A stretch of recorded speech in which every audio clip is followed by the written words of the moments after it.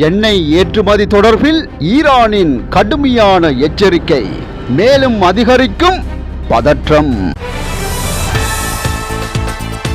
சர்வதேச மேடையில் ஹரிணியின் குரல். திடீரென அதிகரித்த எரிபொருள் விலைகள், பொதுமக்களிடம் விடுத்துள்ள அவசர வேண்டுகோள். யாழில் கருப்பு கொடி ஏற்றிய மாணவர்களுக்கு எதிராக குற்றப்புலனாய்வு பிரிவு விசாரணை.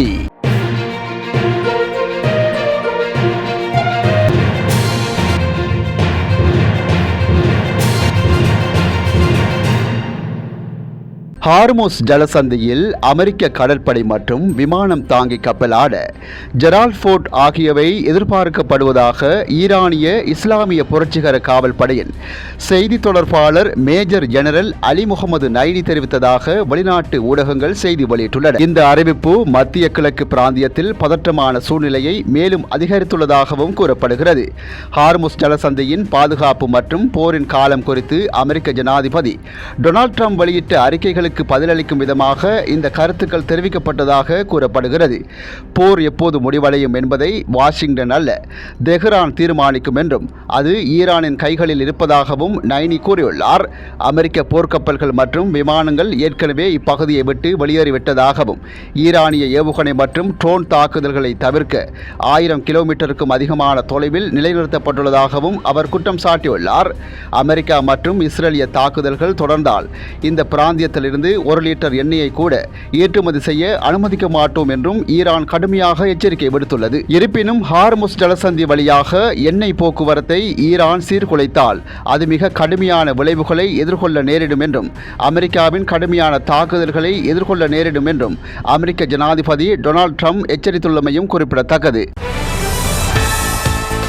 ஆசிய அபிவிருத்தி வங்கியின் விசேட அழைப்பின் பேரில் சர்வதேச மகளிர் தின நிகழ்வில் பங்கேற்பதற்காக பிரதமர் ஹரிணி அமர்சூரிய பிலிப்பைன்ஸின் மணிலா நகருக்கு உத்தியோகபூர்வ விஜயம் ஒன்றை மேற்கொண்டுள்ளார். நேற்று முன்தினம் நள்ளிரவு இலங்கையிலிருந்து புறப்பட்ட பிரதமர் நேற்று திங்கட்கிழமை காலை மணிலாவில் உள்ள ரினோய் அக்வினோ சர்வதேச விமான நிலையத்தை சென்றடைந்தார். மணிலாவில் உள்ள ஆசிய அபிவிருத்தி வங்கியின் தலைமையகத்தில் நடைபெறவுள்ள சர்வதேச மகளிர் தின விழாவில் பிரதமர் ஹரிணி அமர்சூரிய விசேட உரை நிகழ்த்தவுள்ளார்.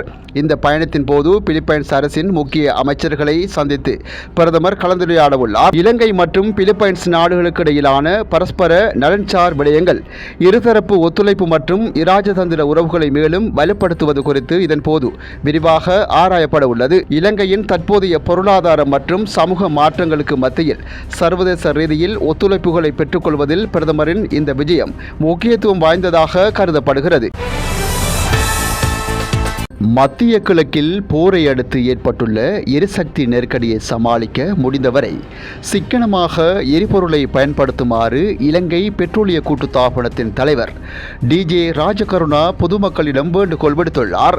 எரிபொருள் விலை உயர்வு குறித்து இன்று ஊடகங்களுக்கு கருத்து தெரிவித்த அவர் எரிபொருள் பயன்பாட்டை முடிந்தவரை குறைந்த நடவடிக்கை எடுக்க வேண்டும் என்று அவர் குறிப்பிட்டுள்ளார். எரிபொருள் பற்றாக்குறை ஏற்படும் என்ற அச்சத்தில் கடந்த சில நாட்களாக மக்கள் அதிகமாக எரிபொருளை வாங்கியமை இந்த விலை உயர்வுக்கு குறிப்பிடத்தக்க தாக்கத்தை ஏற்படுத்தியதாக கூறியுள்ளார். எரிபொருளை சிக்கனமாக வாங்கியிருந்தால் இந்த மாத இறுதி வரை இருந்த விலையில் எரிபொருளை வாங்க முடிந்திருக்கும் என அவர் குறிப்பிட்டுள்ளார். இருப்பினும் தற்போதைய எரிபொருள் நெருக்கடி முழு உலகையும் பாதித்து வருவதால் கூட்டு நடவடிக்கை எடுக்காவிட்டால் கடுமையான ஆபத்துக்களை எதிர்கொள்ள நேரிடும் என்பதால் நுகர்வை பயன்படுத்துமாறு பொதுமக்களிடம் மீண்டும் ஒரு முறை கேட்டுக்கொள்வதாக வேண்டுகோள் விடுத்துள்ளார். சுதந்திர தினத்தினை கரிநாளாக பிரகடனப்படுத்திய யாழ் பல்கலைக்கழக மாணவர்கள் கருப்பு கொடி பறக்க விட்டு போராட்டத்தில் ஈடுபட்டதற்கான விசாரணைகள் ஆரம்பிக்கப்பட்டுள்ளதாக தகவல் வெளியாகியுள்ளது. இந்த விசாரணையை இன்று குற்றப்புலனாய்வு பிரிவு முன்னெடுத்து வருவதாகவும் தெரிவிக்கப்பட்டுள்ளது. இலங்கையின் சுதந்திர தினத்தை கரிநாளாக அறிவித்து தமிழர் தாயகத்தில் இந்த முறை போராட்டங்களும் பேரணிகளும் முன்னெடுக்கப்பட்டிருந்தது. இதற்கு ஆதரவு தெரிவிக்கும் வகையில் யாழ்ப்பாணம் பல்கலைக்கழகத்தில் கருப்பு கொடி பறக்கவிட்டிருந்தது. பல்கலைக்கழக மானியங்கள் ஆணைக்குழுவில் அண்மைய கூட்டத்தில் இந்த விடயம் தொடர்பில் அவதானம் செலுத்தப்பட்டுள்ளதுடன் கருப்பு கொடியேற்றிய மாணவர்களுக்கு எதிராக கடும் நடவடிக்கைகளை மேற்கொள்ளவும் தீர்மானிக்கப்பட்டுள்ளது.